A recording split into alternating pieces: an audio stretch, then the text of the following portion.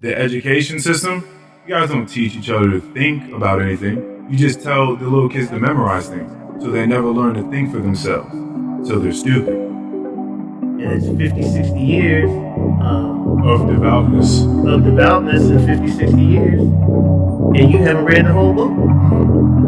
It's one book? There's just a lot of absolute nonsense. If I'd have killed it 25 years ago, I'd be out. Welcome to the Any Last Words Pod. My name is Keion, aka Almighty the DJ. And my name is Earl Lonnie Hooks. Very special thanks to everybody that will be joining us today on SoundCloud, Spotify, Apple, as well as YouTube. And please do not forget to follow us at ALW Pod on Instagram. The God in me honors the God in each and every one of you. Today, we have Earl Eugene Hooks, my father, yet again. He was on episode 68. It's kind of crazy that I even remember like these numbers. Yeah. Sometimes I'll be pulling them I've been out. thinking about that too. 68. Like you just know them. What like, was just off top like They've that. Already Done It. That was the name of the episode. And do you remember why that was the name of it? I do not. Is because you said that they, the ever looming they that everyone's always talking about, have already gotten inside of our minds and implanted the virus. That's why you up on the mountain. That's why you are in the mountain. They've already done it. Exactly. So I think we should do a vibe check at the beginning of this so far. How are you doing today? We haven't even spoke. My dad and I have just been in here talking for the past hour. Hey, look, how are you, Keion? Look, don't even be worried about me when I do that. I try to just be an active listener sometimes. I like to, look, I take a backseat every so often. I just like to listen. I like to hear what you guys are talking about. You know what I'm saying? It's not that often that I'm around you and your dad. So it's like, I'm just listening. I'm just listening. Yeah. But outside of that, man, I'm doing really well. I can't really complain. I try not to. It's nice out. It's nice outside. Yeah, today. it feels pretty good outside. I thought about going fishing, but I'm not. I'm gonna be responsible, go home and do my homework because I got a busy weekend ahead of me. So I'm just chilling, man. Do you know what he's doing? Are you aware? I am not. Okay. What do you fill me in do? real quick? Yeah, he doesn't know that you're like what you're working towards. Oh, so I started going back to school a couple years ago. I'm trying to get my degree in IT. Okay. Yeah. So Fantastic. yeah, man. I'm trying to just. I wasn't always in the computers, you know what I'm saying, but I took the road less traveled, you can say. Someone that doesn't really have a ton of experience, just trying to put myself out there, jump into a field that is, going to be lucrative and provide me with some extra sustainability throughout my life financially.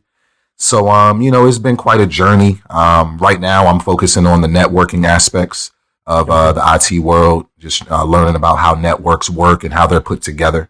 But I'm having some fun with it. I'm not going to act like it's not easy. You know what I'm saying? I was talking to Earl yesterday about just some of the stuff that I'm learning. There's so many acronyms, you know what I'm saying? And there's so many things to memorize. I do intend on taking my Network Plus certification at some point this year. I'm thinking probably like late summer, early fall, something like that. But that's the road I'm on right now. It's inspiring. And I feel like I'm inspiring myself just because of the fact that I'm doing it. It's just, you know what I'm saying? Like, 'cause like we were talking about on the last pod with Brad, just about all the things that you think about doing that make you happy. I'm entering this point of happiness where I'm not thinking about it, but I'm just doing it. And that's also making me happy. You know what I'm saying? Just the fact that I got past that thinking about it step, because this is like my third stint in college or taking college courses. I tried it when I was like 18. It didn't work out. I tried it again, like when me and you were kind of like dabbling in it a little bit when we were still living together. Yeah, so that would have been 14, 21, 15? 22 years old. Yeah, something like that. And then I stopped again, and I don't know if it's cliche, but third time's the charm. That's what they always say. Yeah. And I don't know, right now it's working out for me. I think I'm just in a good place to actually do it and want to do it and to succeed. So, that's what I'm doing right now. Well, again, you weren't into computers before, really any of this shit at all. Not really. No. And so I find it I think it's really good for you that you have now found this. Would you call it network technician? Yeah. So what I'm like I'm reading this really large ass book by Mike Myers. It's basically just a book to study for the Network Plus certification. There's a new test that comes out every 3 years. So I think I'm in the last year for this particular test. So it's like if I don't take it by I think it's next July, it'll be a new test with a new book. Now, granted, there are, a lot of the stuff is the same. You know what I'm saying? A lot of the stuff that is going to be in the new book is the same stuff, but the technology as it goes and, new things are coming about, they're going to update these books. So it's not to say that I would fail if I tried to take the new test, but there would be some aspects of that new test that are in that new book that I don't know about. Well, I was more so just remarking on the fact that you went into something that you didn't really care for the lucrative aspect, which most people do. But then within it, you found something that you actually like, because you just started saying that this technician part of it, you actually find interesting, and you find yourself retaining way more information than all the other stuff that you were. Yeah. So the first few chapters in the book were a lot of, just a lot of mumbo jumbo, a lot of introductory stuff. And going into the book, I thought that I wanted, I was just going to be like a network administrator, someone that's behind the computer, making sure that everything is flowing correctly and all that good stuff. But I got to, I think, like chapter 5 or 6 in the as far as like programming, like that's what they're doing. There's network administrators that are doing actual programming. Well, I mean, there's a little bit of programming to it. Like when you're looking at the screen, there's a lot of mumbo jumbo, a lot of just accent marks and letters and what looks like us to the Matrix. Yeah, pretty much. But those guys, from what I understand, are just doing a lot of monitoring. They're just making sure that, the networks are working, the things are being received, the information is traveling, and the data is going where it needs to go. Understood. Efficiently and effectively. But I got to this chapter in the book where I'm learning about how they actually put the networks together. Like they go into the building, they're going into these telecommunication rooms where all the servers and whatnot are, and they're linking these the coaxial cables and the fiber optic cables through the ceilings. Oh, you're educated. you're educated. They're linking them through the ceilings, and the way when they go through the ceilings, these things are called runs. They're running the cable. They just call them runs. And they're going into the work areas, into your outlets, into your computers, into your telephones. And so far, this is what I'm finding the most. I find that I'm the most interested in is the actual running of the cables and setting the systems up. Funny enough, it's actually one of the harder parts of the whole networking universe is running cables is not fun. From what I'm hearing, especially if you're in like a large, corporate facility, building or facility somewhere, it's a tough task, but there's something about just putting something together and making it work that I really enjoy. Versus it's very manly of you.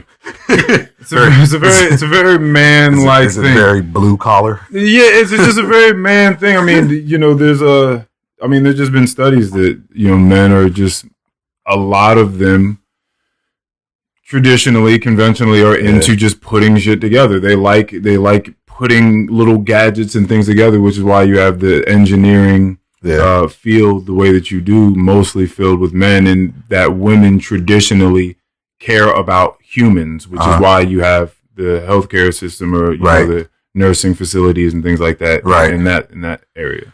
But now there are quite a few women that would argue the fact that the reason that they're there because basically women have more aptitude in math skills, which a lot of coding and IT does take.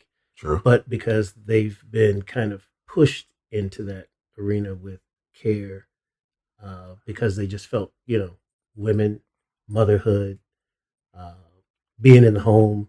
So you got a lot of people who will argue the fact. Yeah, I've heard that. They have the ability, and sometimes the ability may be greater. Rick and I talked a lot about that too, because women are more meticulous. and meticulousness is what really counts in putting together networks and ITs and all those different types of things. So where a man will let that wire hang, a woman may be like, that needs to be fixed. Yeah. So, you know. Yeah, I mean, just a little twist to that. But I mean, there's a ton of overlap for sure. I mean, for instance, I happen to have a ton of what they would say are like feminine qualities. Like I tend to, I mean, I have a meticulousness, and it happens to be geared towards people, humans, and their human experience, which is why I feel like I fare the way that I do in human interaction. I mean, there's tons of overlap, and there's tons of different factors to take into account. These are conventionally traditional, ideas, but I'm happy for you, Keion. Yeah, that's great. That's great. Thank you, man. Reinventing yourself. Well, not reinventing yourself, but continuing the path. Yeah. I like that, reinventing yourself, because I feel like that's what's happening. I often feel like I'm just like, this butterfly coming out of the cocoon, but unfortunately I was in the cocoon for a long time, like much longer than I felt like I should have been, just in that cocoon, slowly transforming into something better, something more beautiful. But the fact is that I did it very slowly. Now, granted, maybe that's what should have happened. Maybe that's what was supposed to happen. Maybe I needed that time to really figure myself out. And that's all good. But what I'm not trying to do is just rush anything. You know what I'm saying? Yeah. I'm really trying to be patient with this whole process, because I'm not a full-time student, because I don't really have the time to take 14, 12, 16 credits. It's just not going to work for me in my life right now. So I'm trying to just not take any of that into account and be mad at myself for anything like that, because I want this to move faster. But I am very happy with what I'm doing, though. It feels really good to just be elevating myself, elevating my mind, learning something new. Like I'm more open to it now than I've ever been. So we should pan over and ask you how you're doing. I'm fantastic, especially sitting here with you and Keion having a discussion. Yeah, you weren't here last time, Keion, so you didn't get to do this. So didn't get to do it. You weren't here. Yeah, it happens. Life happens. I don't know why I wasn't here that day. But the funny thing is you weren't here, and we talked about you not reading books, and we're here today, and you're reading books, big, thick books. Yes, so I am. I am. Look at the change there. You know what? I really do. You want to have this conversation? There's a part of me, a part of my brain, a part of my soul that's just like, Keion, pick up a damn book, just a book, just not one that you have to read because you're taking this class. Just pick up a book. Pick a book, just a book. You know what I'm saying? But there's the book. What's the book that we were talking about that Shippy was telling you about? Outwitting the Devil by Napoleon Hill. Yeah. So Earl put some excerpts. Am I saying that? Excerpts. Yeah, excerpts. And from the book. Some syrup. You put some syrup on it? The C comes after the X. Look, it's not a word that I use often, so I had to, But he put some pieces of the book. There you go. In our group chat. And some of the stuff that he was talking about, I was like, you know what? That stuff makes a lot of sense. I feel like I might be able to get something out of this book. So I'm thinking about I plan to borrow the book whenever it's done. Whenever he's done with it. Hey man. Hey, listen, no one has to read anything. No one has to read anything. They don't have to do anything. I gave you a book a long time ago. I've seen where you at, and it's not a big deal. Like no one has to read anything. What I will say for anybody that maybe this will pique their interest, again, the Napoleon Hill book, he was a thinker, a vocateur, author, business owner, and mogul, really, of the early 20th century. 1938, he wrote this manuscript, Outwitting the Devil.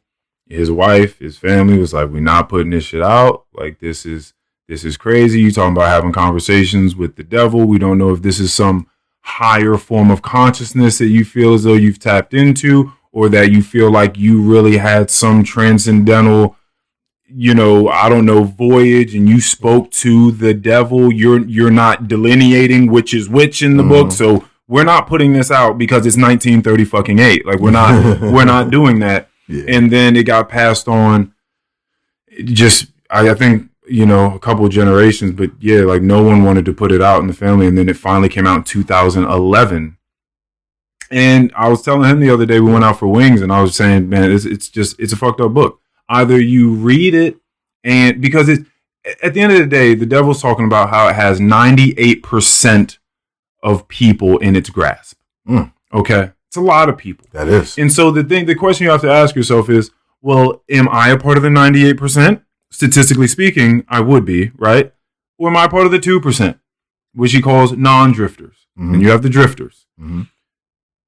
Now, if you're not willing to have an extremely honest conversation or a look at yourself or a look at the nature of human beings, that book is not going to be fun for you. It's not going to be fun for you because it's like 250 pages. They very, very concisely put down its interview style with the devil, okay? Or in another way, half of all of the energy in the cosmos, half negative, half positive.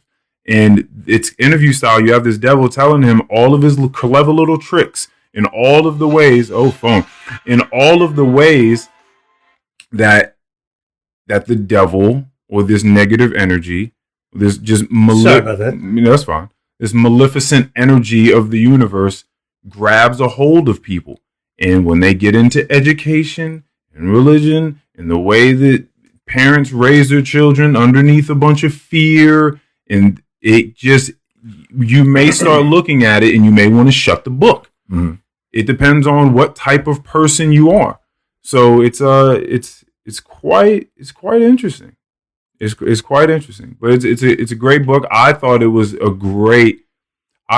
it was easily the most instantaneously impactful book that I've read. Instantaneously impactful book. You it just immediately did something for immediate. Now there have been some other books like that, but this book, I'm reading it and I feel my mind expanding. I feel that happening. I feel a lot of the things that I have thought about in life just reiterated in the book by someone from 1938 in a very eloquent way. But I was like, I was thinking about that when I was meditating 2 weeks ago. Did Shiffy say that he read this book? Or What did he think about it? He said that he thought that I would enjoy it. Okay. But he didn't go, nope. He just said, you know what? I think that you might enjoy this book. Okay. That's really all he said. Is that there was an honest conversation with the devil and this guy came out of it with some gems. Okay. I'm going to read the book. Well, tell me this. What correlation or mirror image or reverse negative image do you think that book has? Because you've read Conversations with God, correct? Who's that by? Conversations with God? Which one? I don't know. Yeah, they're four. Then yes, I did. Yes, absolutely. You did read that. Yeah. And I want to say I had the same expansion of thought reading that book. But I know that book also bothers a lot of people because that book, basically, Conversations with God, will have you look, it asks you to look and think and believe that you are in fact God, that we all are. And so depending upon which religion or which track you've gone down that in your life, people have problems with that. Yeah. The way that they make that you look at it. So well, they spoke very explicitly of that in the book. The God is talking to him, or the devil's talking to him, and he's like, first of all, begging humans to believe in me is not my job. That's my counterpart's job. That's what he does. He's begging you all to believe him. I'm the greatest salesman in the world. Y'all love my stuff. Y'all run to me at every chance you can. I don't have to do anything. Y'all do the work for me. Interesting. The religious instructors do it for me. All they do it's free publicity. Is inundate you guys with fear. Yeah. As soon as you all are fearful at the age of 4, 5, 6, you start teaching your children fear. I slip in and I start doing my work. The education system, you guys don't teach each other to think about anything. You just tell the little kids to memorize things. So they never learn to think for themselves. So they're stupid. Or to fear this, fear that. Fear of poverty. Fear the truth. Fear the truth. Nobody wants to talk about the truth. They don't want to teach you the truth. They don't want to teach you history. No. They don't want you to teach you Black history, which is America's history, but not completely, because the world is bigger than America. So you have lots of different continents that have Black people for hundreds of years. Mm-hmm. So nobody wants you to think. They don't want people to think, because if you can't think, you can follow someone. Yeah. We'll think for you. Mm-hmm. Don't think about it. I got it. It gets very, very deep. So, I think that people would have a hard time reading that book. I mean, and even in it, I think I sent this to both of you guys. One of the excerpts was, as they said something like, the Napoleon was questioning the devil. He said, a lot of people don't even believe that you exist. And then the devil was like, well, you know what? I wouldn't worry about that if I were you. The people that are ready to make the transition from drifter to non-drifter, or the people that are already non-drifters, these words within this interview will resound inside of them. Mm-hmm. It will be sound. They will hear it. It will make sense. For all the others, they're not even worth the energy and the effort that it would take to try to convert them. So it's not even a big deal. So it gets really deep, especially when they start talking about the fact that again, you're not learning to think when you're young. Like, truly, for yourself, go through the process of thinking. People think that they think about stuff. We've already had this conversation. They're not. They just have thoughts, right? And then they get older, and they're fearful of whatever the case is. They're fearful. Yeah, and it arrests your development. It arrests you doing anything outside of that. You don't challenge yourself. You do not respond well to honesty. Truly, if it's anything that challenges or does not confirm immediately the biases that you are working on.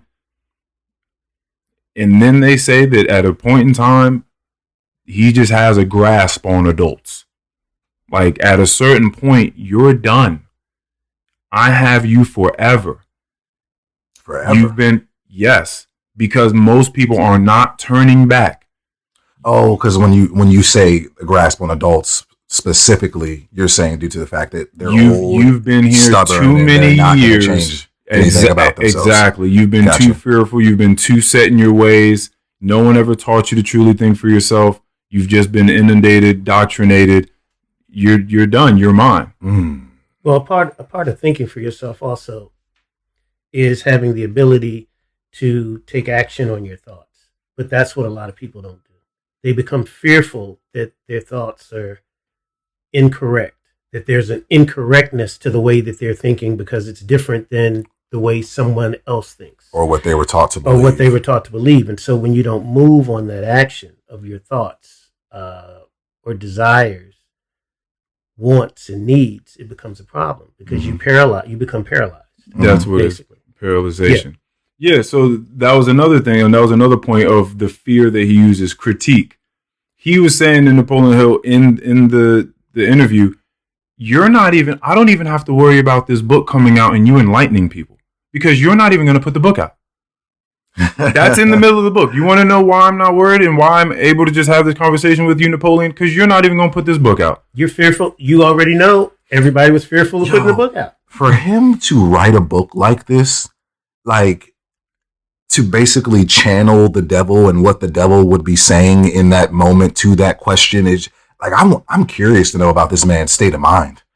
Like that's got to be an interesting place. It sounds like you're on the road to reading a couple of books.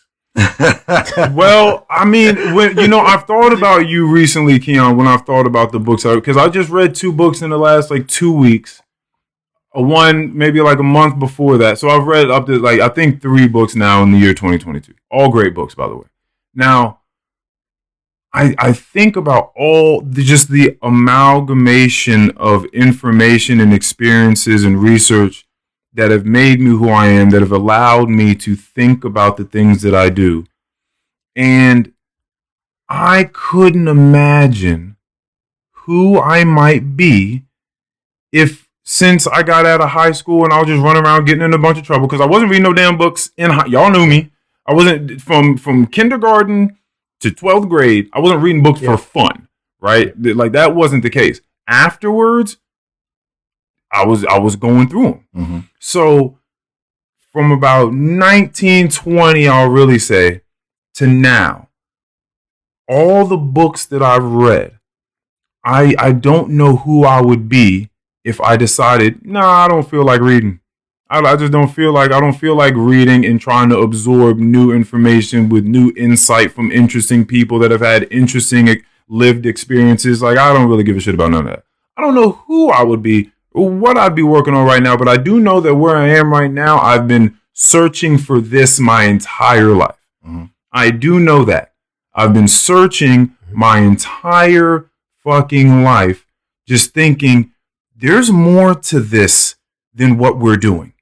I know that. I feel it. I know that there's more to it than just this get up and go sit down over here and then get up and go over there and do what they tell you to do over there and then go over there. There's more to this than that.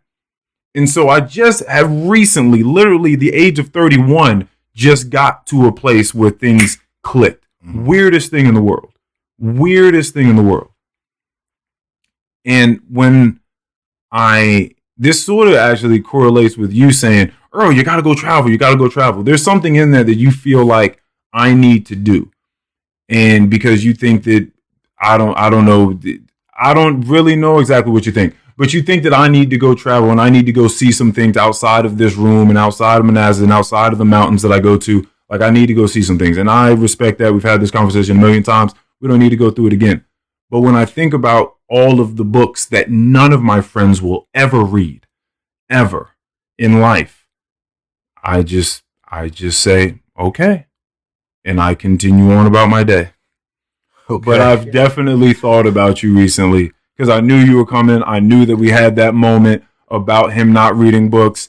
Again, I had just overwhelming sense of gratitude for all the books that I've read and all the things that it made me think about and who I've become as a result of it to some degree. And I hope that at some point you do find a book or a set of books that means something to you that you can find. Is it an issue for you? Because I know it is for you to some degree. How is you all's focus? If I can ask you that question, what do you think of when you think of your level of focus? What it takes for you to focus? What that focus is like when you're reading a page? You just read from bottom to top and then have no comprehension at all to what the fuck you just read, so you have to go back to the top of the page. Like, what's your issue with reading, do you think? I think it has a lot to do with just my interest in what it is that I'm reading most times. Okay. Because a lot of the things I felt like I've read in recent years has just been things that I've had to read for a certain something. Right. You know what I'm saying? So I don't know. I think it would just take something really interesting that comes across to me that's going to make me like, okay, like this is it. Like, this is something I'm really paying attention to, something that I'm really taking interest in general. But do you know what those things are in life?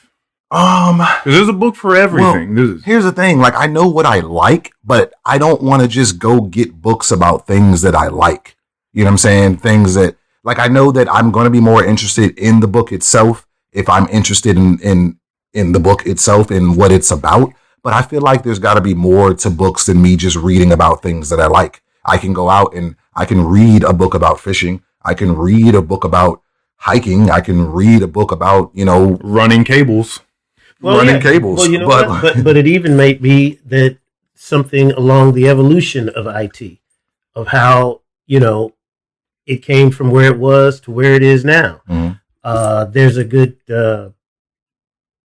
show on HBO right now with I'm not going to even be able to call Carl Icahn, big investor, and he just talks about how this guy just saw things differently, and he started learning the market and how things moved. But he was more interested in the correlation of they just had a problem in Alaska, let's say, as an example.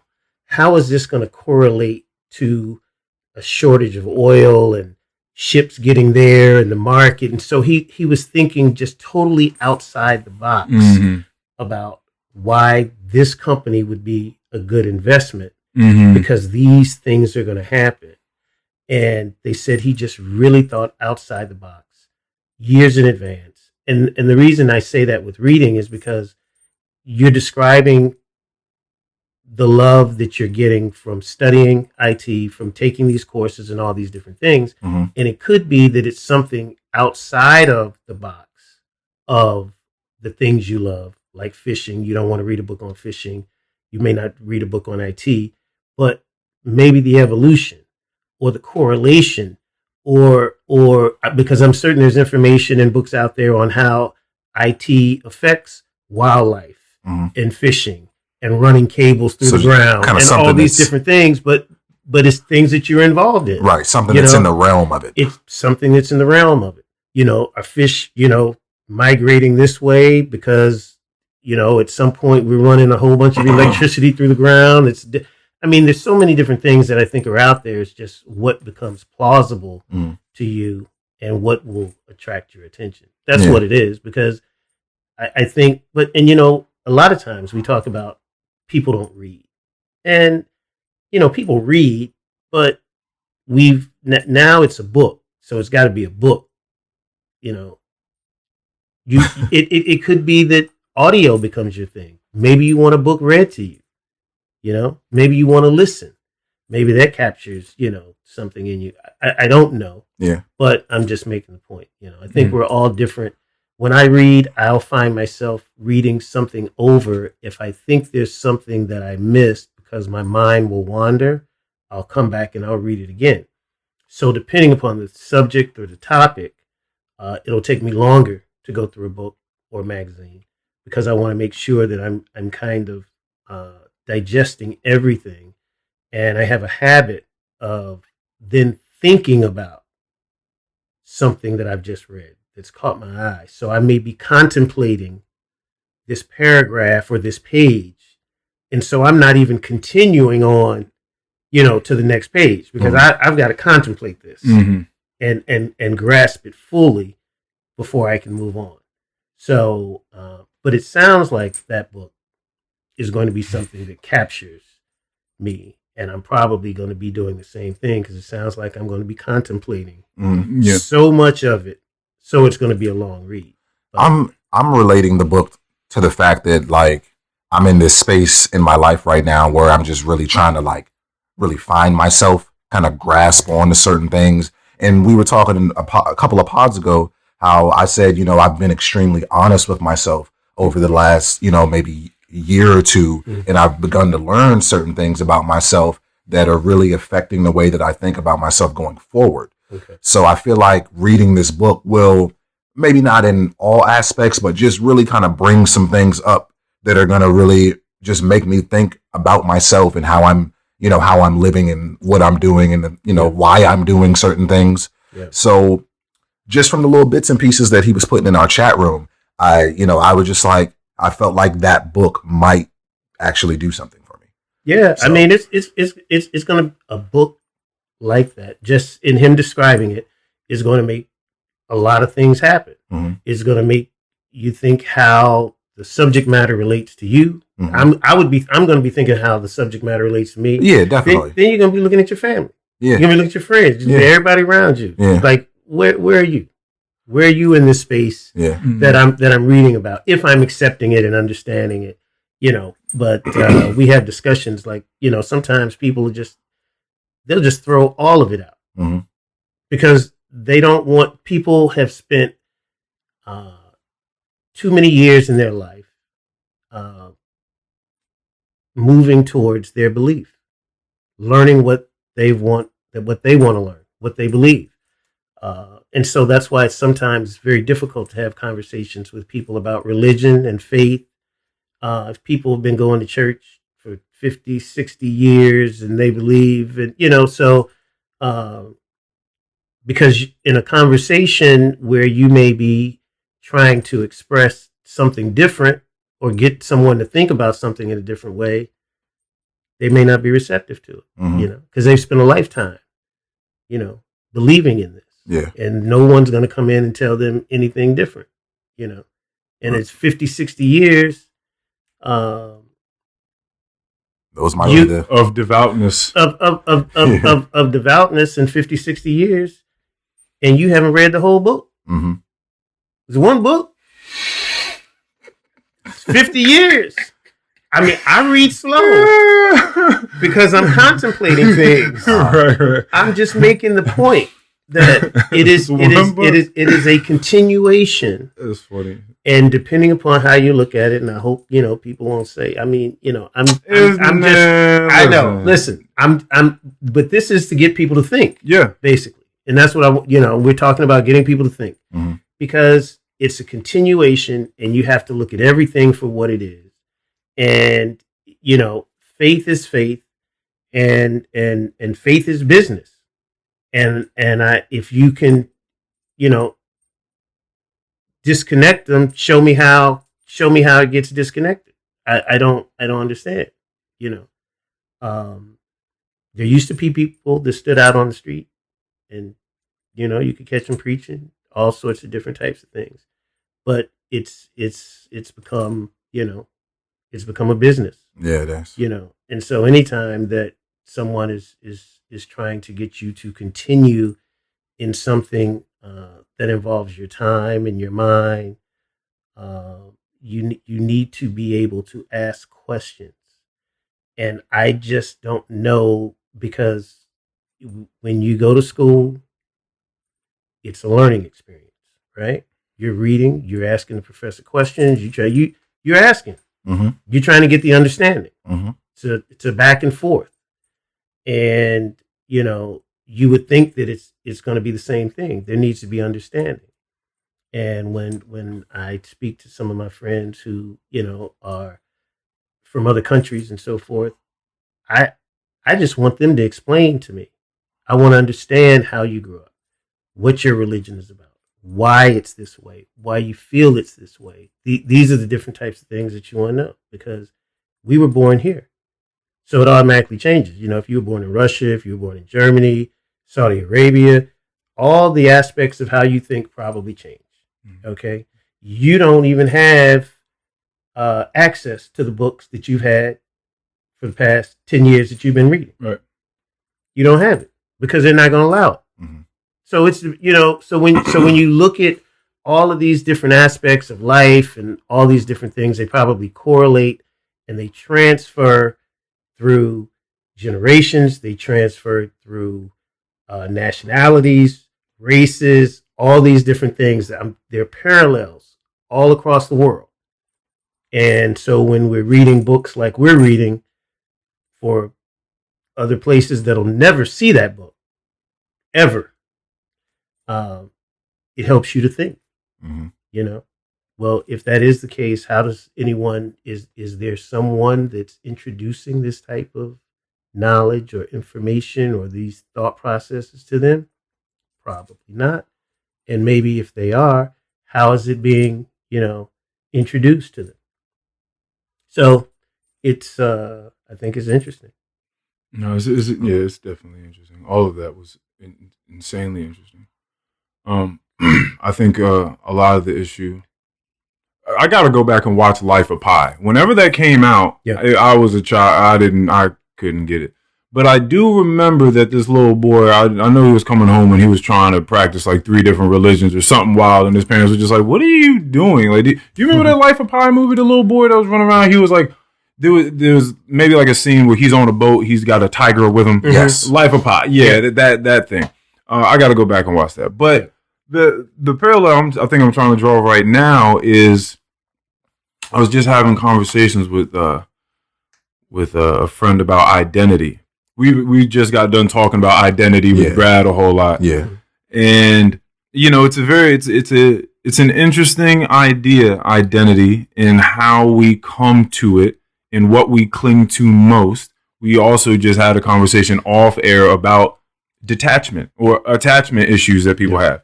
And it, clearly, as you were speaking about, they manifest themselves in a multitude of ways. Some of them are just, high stakes, some of them very low, but you acknowledge them, regardless. And I don't know if you heard the music that was playing when you came in here. Yes. But I just came across, I was in my yoga studio the other day, and they were playing some beautiful music towards the end. And I had a request. I was like, yo, you got to tell me what the name of this song was. They were speaking in a language I don't understand, but I need the name of this artist. And so the name is Ablaye Sissoko. And they made an album with a guy named Volker Goetze. Or Goetz, I'm not sure. He's German. The other one is Senegalese. Okay. So you have a Senegalese kora player, Kora. It's a 26-string instrument. Wow. And he comes from a family of, what do they call them? I forgot what they call them, but they're like storyteller/musicians for centuries and centuries. And one, I think that's just fucking awesome. They just come from a family of storytellers and musicians. That's just awesome to me. But then to come together, because maybe as musicians or as just creatives, you see more of the similarities than you do differences. Yeah. So you come together with this German jazz trumpeter, and you guys come together and make beautiful fucking beautiful music. And I'm listening to this music, and as I'm listening to it and I'm doing yoga this morning, I'm thinking, look at you listening to this Senegalese kora player and this German trumpeter as you do yoga in the morning. Did you think that this is what you would have been doing 10 years ago? Absolutely not. And a lot of what I've been gifted and something I kind of pride myself on is the fact that I'm going through this life and I get pulled towards something in it, resonates with me. Yeah. And I go over there and I get it.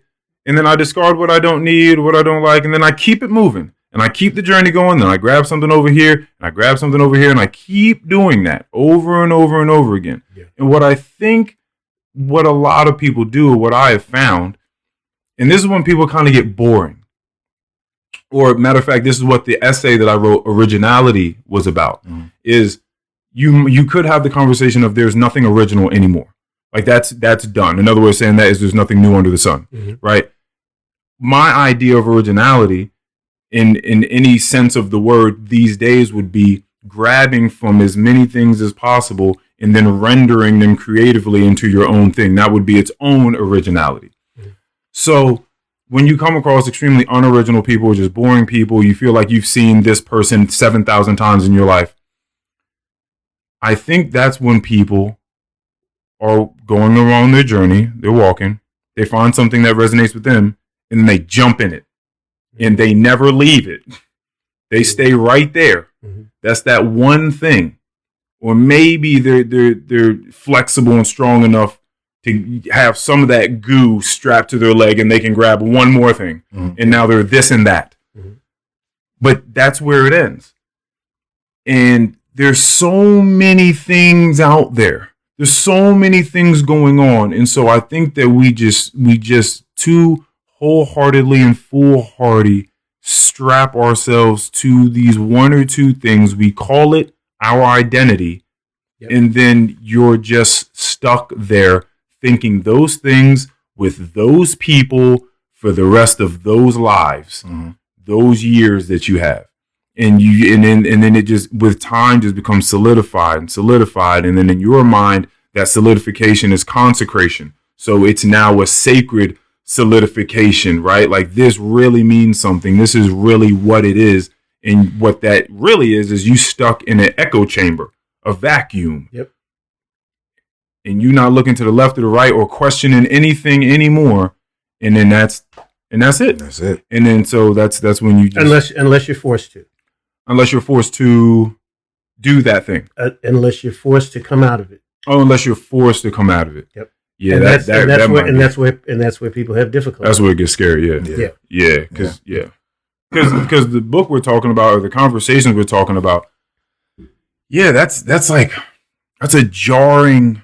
I mean, to have your cage rattled like that. You've had 95, maybe 100% of your beliefs, encased in this one entity. Yeah. Yeah. So it's like it shakes your whole reality. Yeah.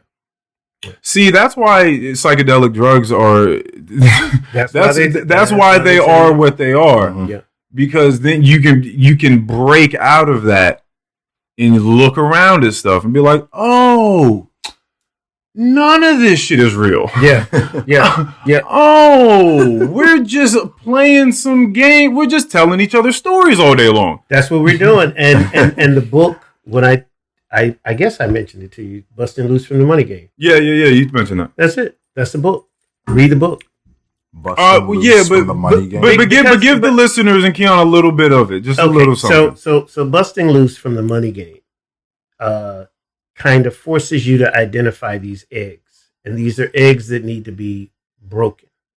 These are things that you've put your belief in, and you hold so dearly that it keeps you from moving forward. Now, when you listen, the name of the book, Busting Loose from the Money Game. Yes, it is talking about money. It's talking about money, but it has such a broader meaning. And people, what he explains is that what people do is they believe that there is a finite amount of money. Now you can, is there a finite amount of happiness? Is there a finite amount? It's not, but people do this. You look at your bank account; it's $50 there, right? I mean, it's $50, and you look at it, and all I got is $50, and this just is in your mind. It's just running around in your mind. All I have is $50. All I have is $50. Well, no, you can put how much ever money you want there, but it's going to take you to stop thinking that that's all you have, and that that's all that can be, and that there's all that it is. So you have to go through these exercises through the book where you're breaking these eggs. And these eggs are all different types of things. They're all the fragile thoughts and beliefs that we have, that we know what they are because we're having conversations with ourselves. Mm-hmm. Things like when you believe you can't go up to this girl and ask her for a number because she's going to say no. You've already had the conversation and given yourself the answer. No one has told you. She hasn't rejected it. Just these simple things. People have conversations about their weight. I want to lose this weight. Oh, but I can't do that because I can't afford to go to the gym. I got to work this much. I have to do this. I have to do that. So you've already talked yourself out of it. So you have this egg, this fragile thing that if you go deep and dig into the truth, now you've got to do something. You have to make it happen. There are no reasons why you can't do the things that you want to do other than the discussions that you're having in your head, because you haven't even asked anyone about it. You haven't even gotten someone's opinion, and we do it all the time. You've already made your mind up. You've already made your mind up. And so that is a huge part of the problem. And that's why they say busting loose from the money game is deciding that you have infinite possibilities in terms of bringing wealth into your life, happiness into your life. And they go through everything. They go through the happiness. They go through the wealth. They go through problems that you're having in your marriage. Just all these different types of things. You have to crack these eggs. Mm-hmm.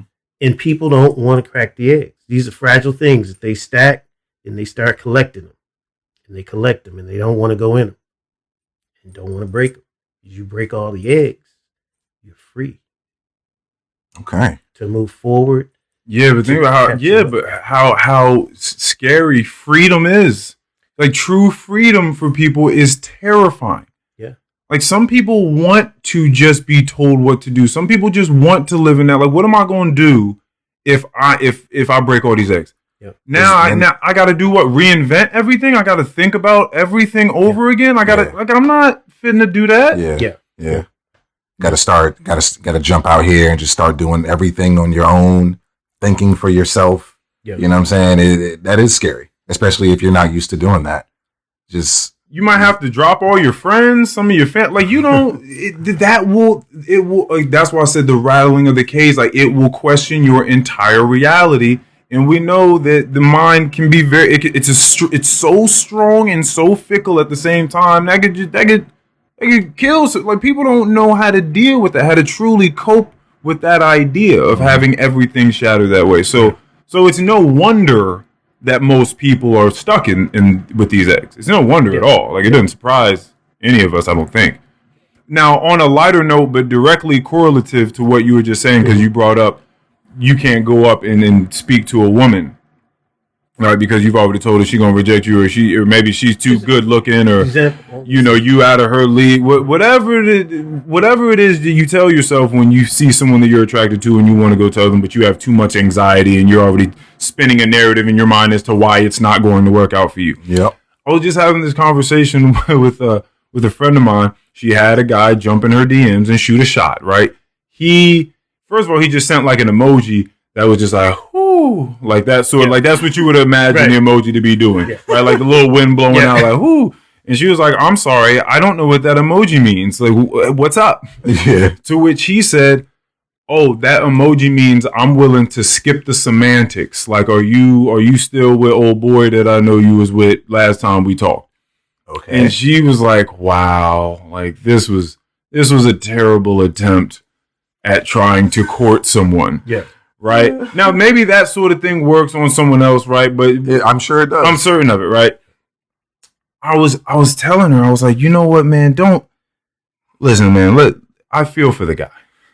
Okay, I feel for the guy. Again, I remember what it was like being insecure, trying to talk to pretty women. It's fucking terrifying. Like, sometimes you just don't know. You're trying to figure out who it is that they want you to be. Mm-hmm. You grow up, you watch a bunch of films. Now, listen, I grew up and I had a dad. So first of all, that's a dub. That's a win over here because I get to see someone that does respect women. And man, when the term bitch started coming up in the rap music, he was not having it, right? So when he was around and I saw the way that he treated women, I saw the way he treated my grandmother, I saw the way that he treated my stepmother, I saw the way that he treated his sisters, everyone that he ever came into contact with, men or women, I saw respect being given. Right. So that's a dub. Now, we didn't have explicit conversations about what the steps are. What to do, how to speak to them. That it wasn't a real crash course sort of thing. I didn't get a tutorial on that. I got the overall essence of how to treat people, but I didn't get a step-by-step rule book, guidebook, right? So you have to ask yourself, where you're learning something. You're running on some software. It's either software you mindfully put together yourself, but mostly probably if you're 98% of the world, probably not. Right? So it's a software that someone has installed in you. So we grew up and we're watching a bunch of fucking films. And what do you see in the films? What do we know in our community? You hear this term game all the time. You got to have some game, kick some game. Where's the game? I've had girls tell me, what's your best game? Like, show me your best game. And that there's always so performative.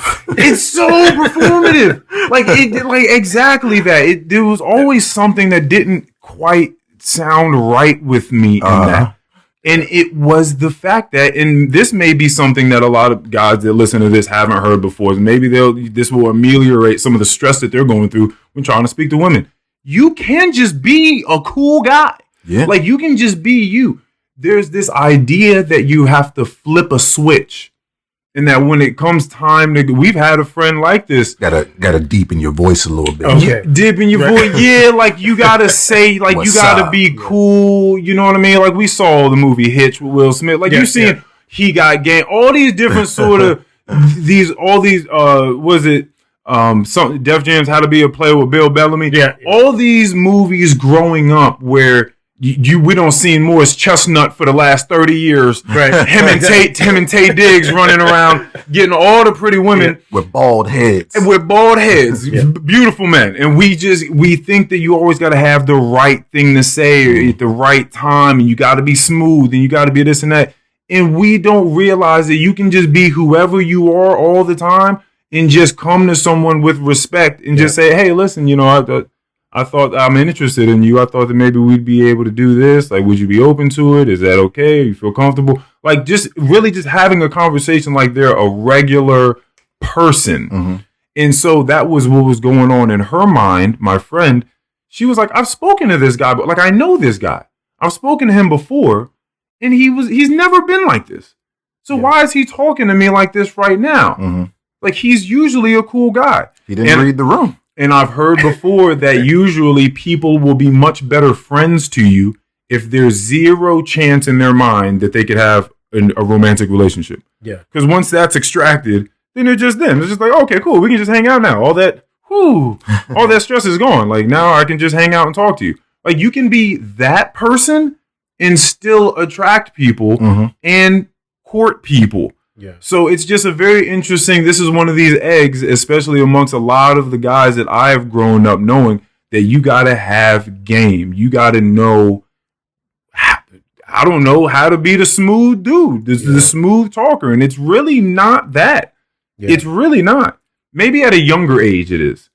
Maybe when you're super young, like really young, like a teenager. But when you become an adult, I don't really think it's that serious. And if it is that serious, like meaning you can only get this particular woman by being that person, then it's probably someone you don't need to be trying to court. And I was just about to say, I think it has a lot to do with the woman that you're trying, like who is the woman that you're trying to attract? Who is she? What is she like? You know what I'm saying? Like, okay, so you're going to fix yourself up to be this certain person, but how do you know that that's what she wants? You know what I'm saying? Like what narratives. Yeah. Stories, eggs. Yeah. Yeah. And maybe if he got the response that he wanted, then that's the woman that he wanted.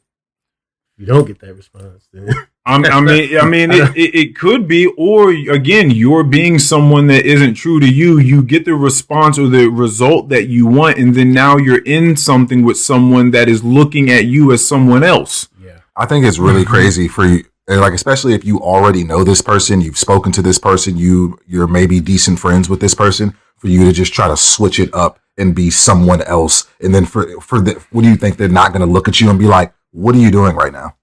What is this? But that's what's interesting. Like, that's what's awkward to me. You calling me out on it. Like, knowing that this isn't the person that I am, and I'm coming at you like some fucking clown right now.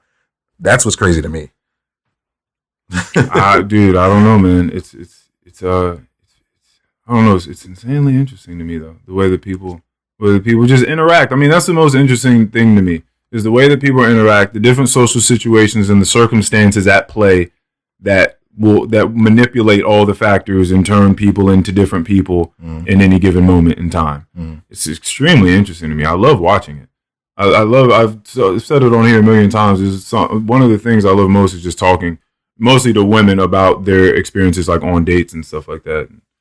What's going on? How people are, what tactics they're using. Tactics. Yeah, man, they are, dude. You've been with Antoinette for a long time, so you don't forgot. But there are tactics. There are people putting together strategies, game plans when they go out places. That is for real. I done talking to a friend, and I'll let you know who it is when we get off here. But I just got done talking to a friend that he doesn't like to drink. It's not his thing. That's not his vice. Right. All right.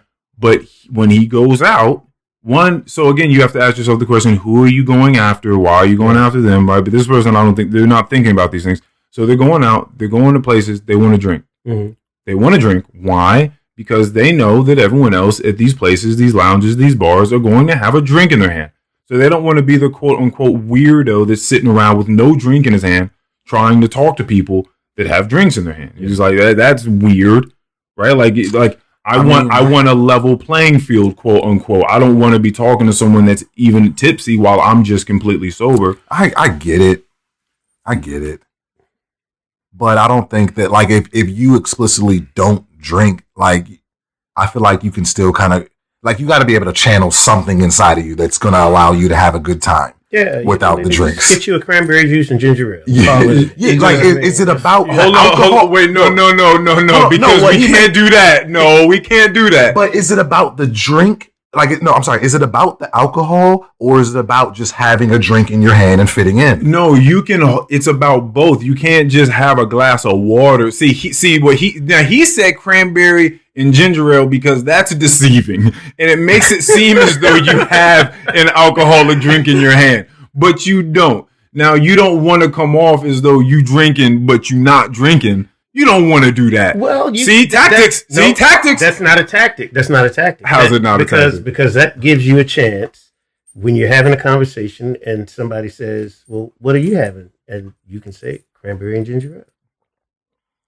Okay, but you feel as though you couldn't get to that point without the cranberry and ginger ale. No, absolutely you could. I'm just saying because I was following up on what Keion was saying. Is this more of a fit in, being comfortable, sort of situation? What happens when that girl that you're talking to that seems to be interested in you is like, hey, this round's on me. Let's go to the bar. Then what? I'm having cranberry and ginger ale. I'm having cranberry and ginger ale. And so if there's a disconnect there and there's now a neglect or a repulsion in her because you're a sober weirdo at a bar, then that's what I'm saying. So I no longer want to talk to her. If that's how she's coming off to me, that I'm now a weirdo because I'm sober, but I would still like to get to know her, I don't want to talk to her anymore because I don't want to talk to someone that is thinking that. Exactly. Yeah. Exactly. Yeah. So that's what it comes down to. Nah, I feel you.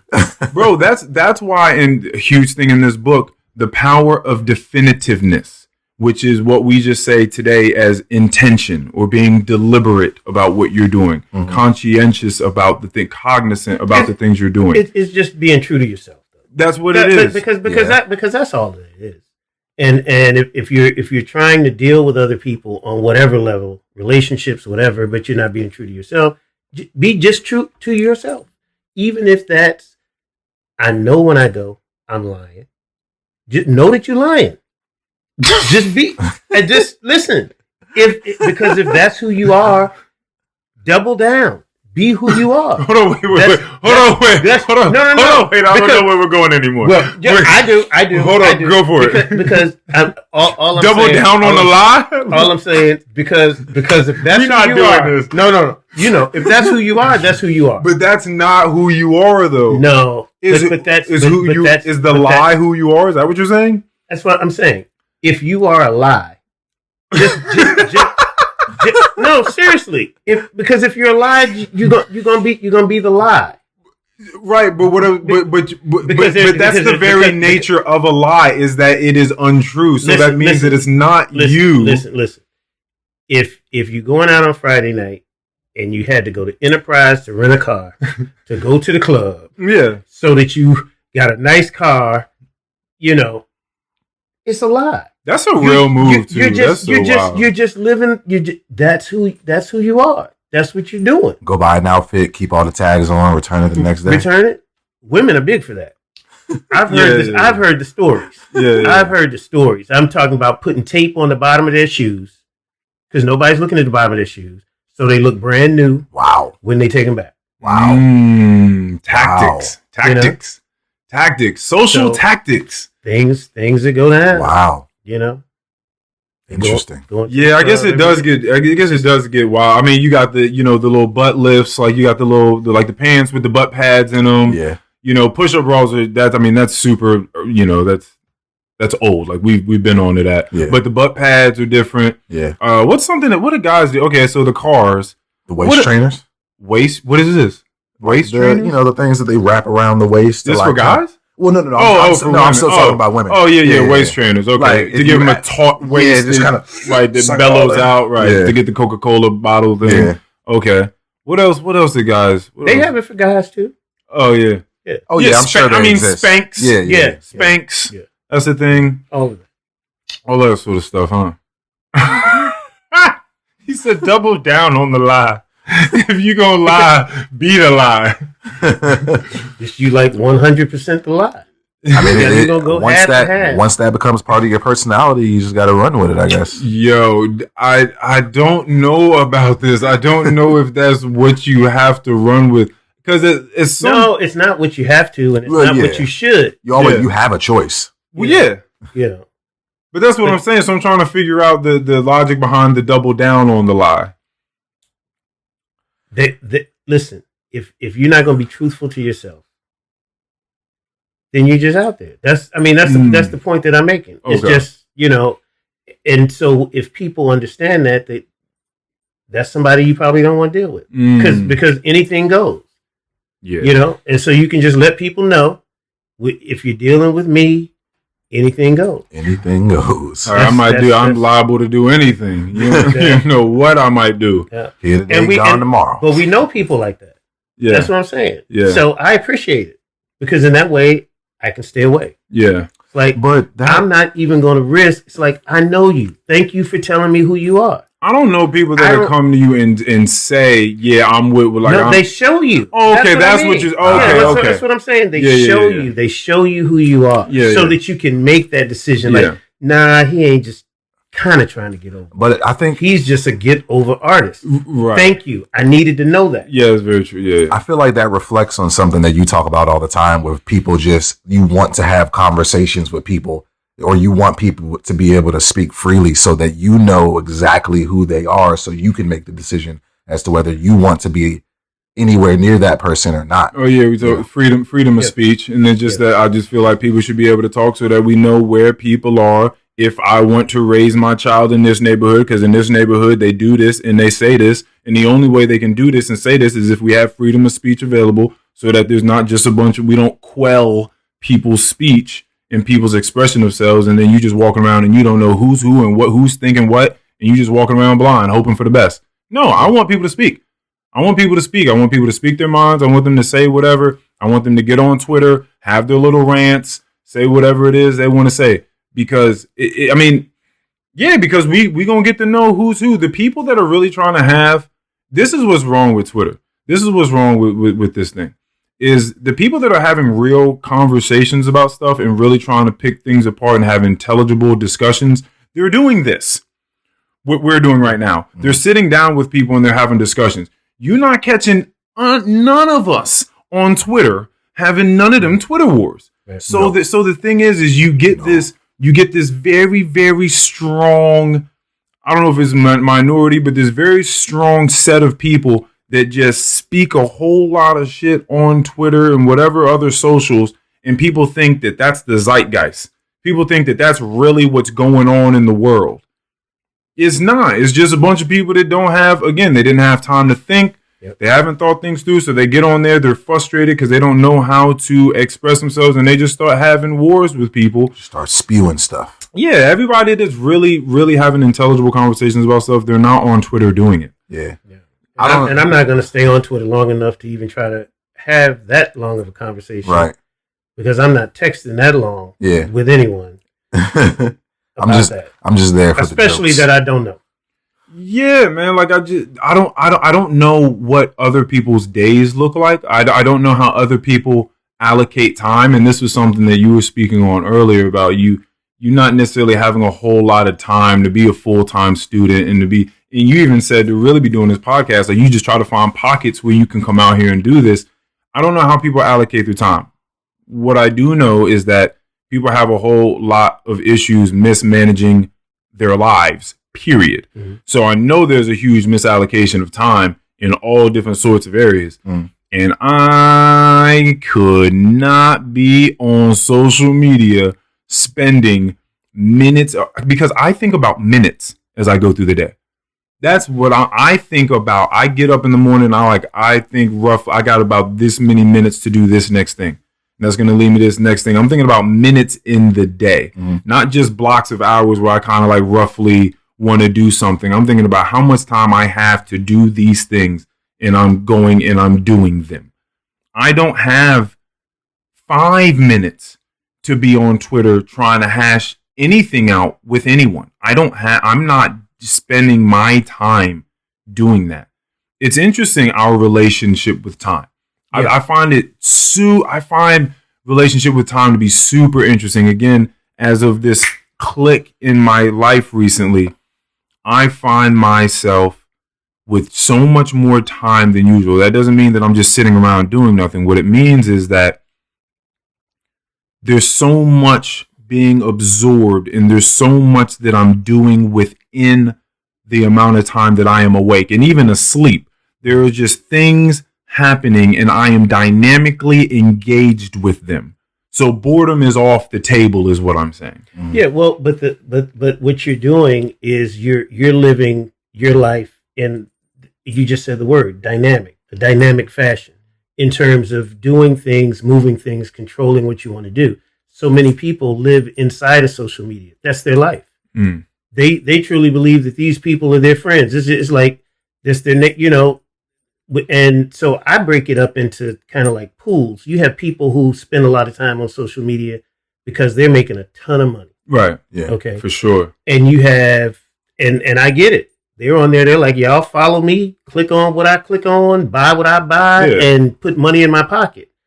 But you have people who like really feel like these people are their friends, that they know them, you know, and that's how intimate they've become because they've spent so much time on social media with them, watching the TV shows, watching all these different things that they feel like these people are part of their life.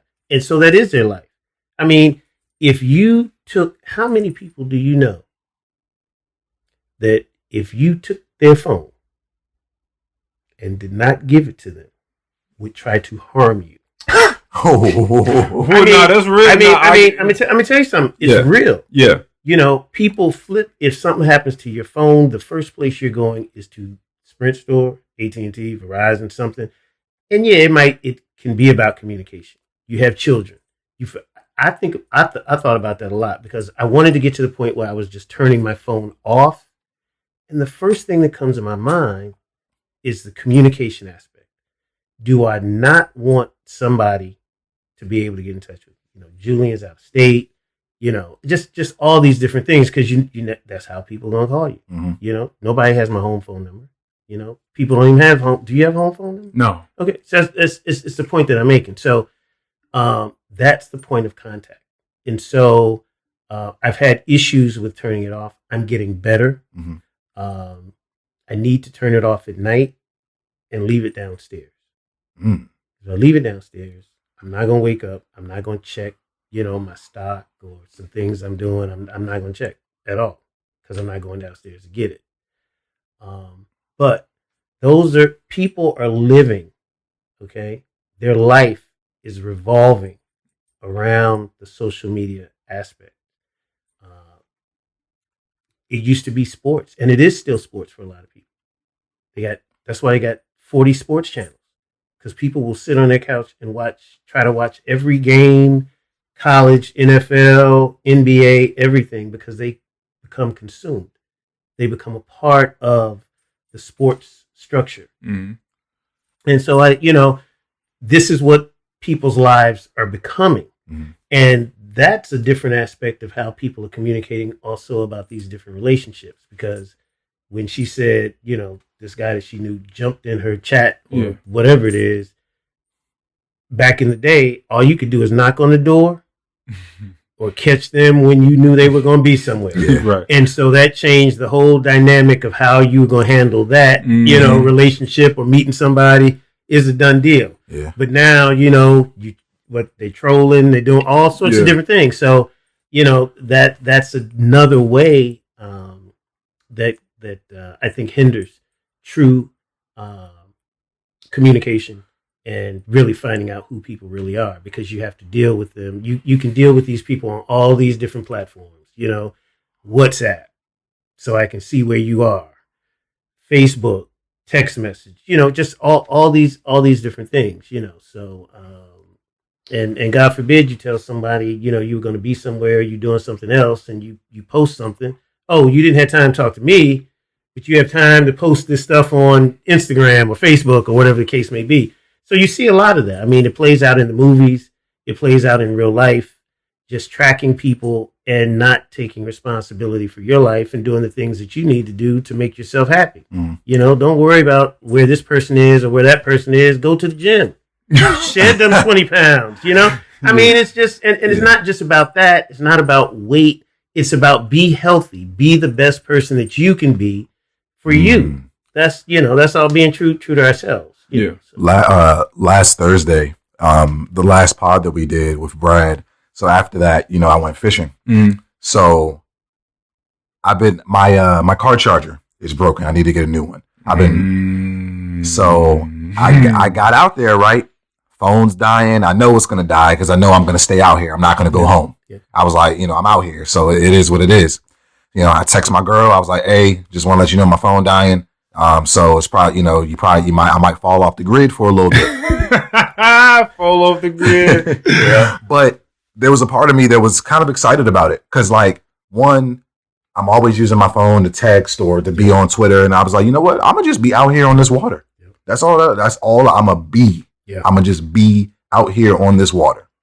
And I was thinking to myself, like, oh man, you know, I'm out here in DC. You know, these streets are a little tricky. I'm used to using my Waze app so I can get home. I was like, you know what? I'm gonna just figure it out.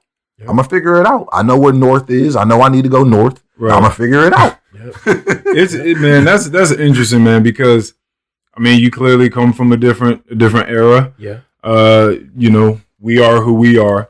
But we are the last of Mohicans. I was just about to say that because you know that we had a little bit of time before all this tech stuff started popping off. We did. We was there. We were memorizing numbers. We were knocking on doors. Riding bikes to see if so-and-so could come outside. You know, we wasn't calling people all the time. Nope. First thing was those Boost Mobiles. Where you at? You know what I mean? 10 cents. 10 cents a text message. I think it was after 7 or 8 p.m. It was free. You could call. You know what I mean? Like all of that sort of stuff. So we remember what that was like. So I do. Because you guys didn't even come through the pager sequence. When pages were big, because you had the pages, but that's when the payphones still existed, and you had to keep a pocket of quarters. You know, and walking around with a pocket of quarters. You know, hey, that's because you were calling from a payphone. Yeah, cell phone wasn't there. I know people still like the aesthetic of a payphone. You know, certain things come back. I know that there's got to be some payphones. No, I mean, yeah, I could totally see that. Well, you know what's happening in New York in major cities where they just didn't physically remove the payphones. They're being used they're being used as Wi-Fi towers. Oh, so they kept the phone booth, and it just emits Wi-Fi. That's cool. And they have companies paying for it. You know, Wi-Fi provided by such and such. You know, as opposed to having to sit in front of the McDonald's. That's pretty cool. You know, so that's what they're doing with them. So it's always, you know, a way to. That's pretty cool. Okay, yeah, that's a cool repurposing. I remember being jealous of my friends that, you know, when the DVD player first came out. I remember being jealous of people that had a DVD player because I'm sitting over here with a VCR. Yeah, you got the VHSs. You trying to rewind them. Yeah, man. Well, because technology changed everything. When in I'm not even gonna say the year, but anyway, people can go back and figure this out. Bill Clinton was still president, and he deregulated telecommunications, and I started a CLEC. Well, what a CLEC was, the phone companies used to be, you know, for Bell Atlantic, Bell South. Those were the major residential phone companies. And he deregulated telecommunications, which made it available for small business to go into the business. So I started a CLEC, which we provided residential phone service in New Jersey and Pennsylvania. And he's going to remember this but the residential phone service that we provided was just prepaid residential phone service. You had no long distance. You could buy call waiting. You could have three-way calling. Because a lot of people in certain communities at the time would lose their phone service. And they would lose their phone service for various different reasons. You know, inability to pay the phone bill. You know, we can go down this road, but, you know, people who had members of their family who were incarcerated, call and collect. Because, you know, residential phones, it used to be a long distance charge for you to call from Maryland to Virginia. Yeah. There was long distance, So back in the day, parents be yelling, "Boy, get off that phone. You've been on that phone too long." Yeah. So that's kind of how it was. Same thing with cell phones. When they first came out, people were being charged by the minute. You had packages, 60 minutes, $90. It was just brutal. It was crazy. But that was Cellular One back in the day. That's crazy. But when we started the CLEC, I used to have Earl and Julian. We would be going through these neighborhoods doing door hangers in some of the worst communities that they were, because that's the communities that were buying prepaid residential phones. Yeah. So that they could just have phone service. But whoever thought that there would become an end, not a complete end, but people wouldn't need residential phones. Yeah. And residential phones are gone. Basically, everybody has a cell phone. You have typewriters. When I was in school, we did papers on a typewriter. You had to have the whiteout. And so wasn't trying to make no sort of mistakes on that thing. No mistakes. I mean, because you're going through paper, you're going through ribbon. Yeah, you had to have a cartridge, right? And once that ran out, but the technology, and that's why earlier, I was telling you, you may want to look at the connection or the disconnection in terms of what you're doing, and it can be very interesting in terms of books that you read or movies that you watch, because it's huge. I was in the pager and cell phone business. I still have about 300 pagers. For what? We talked about this. This is part of the attachment, the sentimental value. Well, it's more than the sentimental value, but you'll notice that pagers are still used primarily in the medical field. Doctors, they still use pagers in the hospitals, because if there's ever an issue with satellites, because they run on different frequencies. Okay. So if there's ever an emergency, trust me, I'll have some communication ability. Okay. But it's just like having the old TVs with the UHF and the VHF. Preparing for the apocalypse? Prepared? No. Shit. Yeah. But, okay. It's big. Technology, all of this. It's changing everything. Everybody has so much access. All this access. But what are they using it for? You have to use it for the good. Yeah. Better yourself. It's a lot of knowledge out here. It is. And I think when I was having a conversation with my daughter Alexis the other day, she was talking about how her school, Northeastern, they're just trying to bring more students in however they can. Like they have a program now where they're sending freshmen abroad for a year.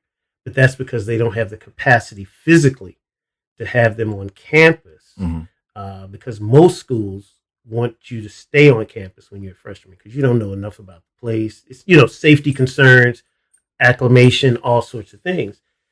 And it's been giving me some thought about how education has been built as a business when we're talking about higher education. And it has become elusive to so many people because of the costs and all these different things. And I think that those walls can be broken. It's one thing to have an experience on campus, life, that sort of thing. But in terms of gaining knowledge, those walls can be dismantled right now. People can gain all the knowledge that they need without spending $50,000 a year, $20,000, whatever it is that you're spending. Yeah, that can be broken down once we break down some other things that are in corporate structure, in terms of that's the only way that you can get this job if you have this piece of paper that came from this particular place. Yeah. But yet and still, you have people walking around that have way more knowledge and didn't go to any school. Yeah. Because they studied, they learned, and they just have a higher IQ. Some people just have a higher IQ and are able to put things together so much faster. But the structure right now is, well, you need to have this piece of paper. You need to have, done this, done that. And I think we need to figure out how to dismantle that and break those structures down. Because right now, the way that information is all around you, you can get all of that without the cost that you have to give out. I've had this conversation with you when I was telling you about the Dark Horse podcast that's ran by I want to make sure I get the right. It's Brett Weinstein. Yeah, and he had all the black intellectuals on there, absolutely. and I was asking you, Because there was a point where one of them referred to the Breakfast Club. It was like, well, you know, for all of his problems, like this is what we got out there in the popular media sphere, asking people questions and trying to do the right thing. And I'm sitting there looking at it like, what are we talking about? And so as I went down that track of thought, like, why are we looking at the Breakfast Club for our inspiration, for our information, for our conversation? I'm thinking about what we're looking up to. I think that role models, I think that mentors mean a whole lot. So when you say, yeah, we can break down these walls, we have all the tools in front of us right there in our hands at a thumb's press, but what are we using it for? I don't think anybody, let me not say, all right, that was real general. All right, hold on a second. Let me slow it down. Yeah. A lot of people don't give a fuck about what you're talking about right now. Absolutely. This whole trying to get information and use it for the right things. We've talked about a lot of the videos, you know, you say sometimes, and a lot of people, I just want to have a good time. Like sometimes, you know, you just want to have a good time. And I think that that's cool. A correlation to this book, Outwitting the Devil, is they say for every decision, for everything gained, there is something not gained. Period. Every time you make a decision, what you did was not make another decision. Every single time, everything you say, everything you do, there was something gained and something left behind. So you have to ask yourself, and this is why I think about time the way that I do, if I'm using my time to do this at this moment, what am I not using it to do? What am I not doing if I'm doing this thing? There's a slew of things, but just being cognizant of it, what am I not doing? What time am I discarding right now doing this thing instead of this other thing? And that matters, but I don't think enough people really think of it like that. They're just like, oh, it's benign. I'm going to do this thing. It's not a big deal. You're not thinking about what sacrifice you are making, right? But there is a sacrifice. Every time you do something, there is some sacrifice, being made. But yeah, it's just I don't know, man. It's definitely something to think about. Yeah, it's something to think about. I feel like the most I found myself in a church over the weekend for a funeral that I was at, and I haven't been to a church for nothing in a long time. And I was listening to the preacher speak, right? And I don't know, for some reason I started thinking about you because I'm just like, you know, you're a good speaker. And I was just like, man, preachers are really just some of the best talking people that you're gonna see. You know what I'm saying? Like, I've never met a preacher that failed to just captivate me in that moment. You know what I'm saying? But one thing stood out to me, and it's got me thinking about the word ascension, just ascending, just going up, just being where I want to be. He said something along the lines of, this isn't verbatim, but he was like, you know, everybody is born into this world, into this universe with a crown. But he was like, but you don't get the crown immediately. He was like, you know, you got to work towards it. Like, how tall are you going to grow? Are you going to allow yourself to keep growing and keep getting tall enough to the point where you actually get to wear that crown? And I've been thinking about that all weekend, like all week. It's giving me this feel good vibe where I'm just like, I just feel like I'm on the right track. Okay, you know what I'm saying? Well, that's good. Yeah, that's good. I think that through the conversations you and I have had on here, you've been thinking a whole lot more about taking accountability for the life that you have. Yeah. And that is, I was telling you at Buffalo Wild Wings, I don't know how people get through this thing called life, because it's not easy, without being brutally honest. I don't get it unless, well, I mean, I guess I do get it, but it couldn't be me. I guess I should say that. And so you're talking about ascending, elevating. I was just having a conversation with someone about luck, miracles, and people, it's a facade. It's a lie. It's not a real thing. As far as I can understand this, we always call something a miracle or a luck or magic until we know what it is.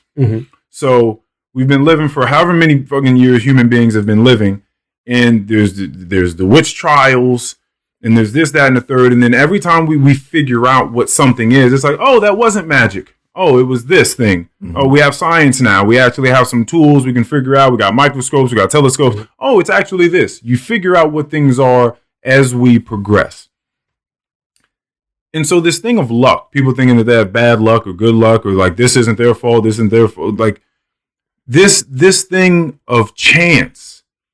I heard some people talking about it, and it made a lot of sense to me. Like flipping a coin is something we do as a fair shot at luck. Mm-hmm. Let's flip a coin to see who gets the kickoff, right? It's fair shot, it's chance. But if we knew how the quarter was positioned on someone's hand, and we knew the force at which we flicked it, and we knew the humidity, and we knew the wind speed, and we knew all these things going on, we could conceivably predict where that quarter is going to land. Yeah. We just don't know it, so we call it luck. And so that's what luck really is. We're just dumb and or just, eager to believe in something, or just unknowledgeable, really. It's really what it is, just ignorance, honestly. And so we call things luck. And so this ascension, this elevation that you're talking about, and the way that you've felt about it in your life particularly, really comes from you, one, having the partner that you have, and you guys having the conversations that you're having, which, pull the mirror back so you can look at yourself honestly and think, oh, shit.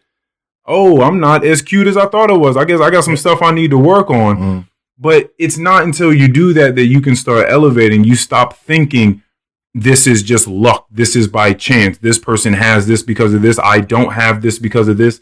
There are causes and effects. And if we knew from the start of Earth what everything that ever happened caused, if we knew cause and effect throughout all course of human history, every time anybody did anything and there was ever a pebble dropped in a lake that started a ripple effect onto the next thing, then we would know why everything is the way that it is at every moment in time. There would be nothing called luck.